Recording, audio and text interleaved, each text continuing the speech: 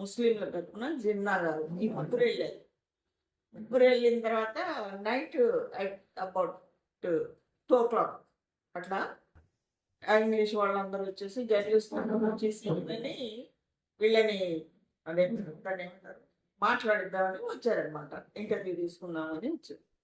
గాంధీ గారి దగ్గరికి వెళ్తే గాంధీ గారి రూమ్ దగ్గర వాళ్ళన్నా గాంధీ గారు ఎప్పుడో 10 గంటలకు పడుకున్నారండి. సరే ఓకే, జిన్నా గారి దగ్గరికి వెళ్ళారు.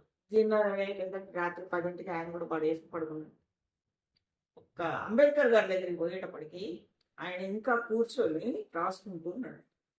ఇట్లా ఆశ్చర్యం వేసింది, ఏంటి వాళ్ళిద్దరు పడుకున్నారు, ఈయన ఒక్కడే రాసు. సరే ఆయన పిలిచి సార్ మరి వాళ్ళిద్దరు పడుకున్నారు, మీరేంటి ఇంకా పనిచేస్తున్నారేంటి అని అంటే అప్పుడు ఆయన ఒక్కటే సమాధానం వచ్చాడు, గాంధీ గారు పడుకున్నంత మాత్రాన, ఎందుకంటే ఆయన తరపునున్న సమాజం అంతా కూడా మెలకువతోటే ఉన్నది, ఆయన పడుకున్నంత మాత్రాన నష్టం ఏం లేదు.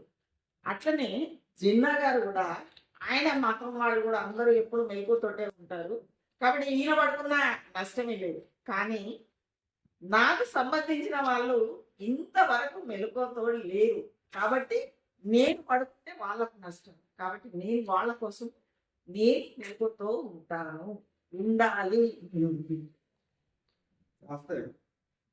జై భీమ్.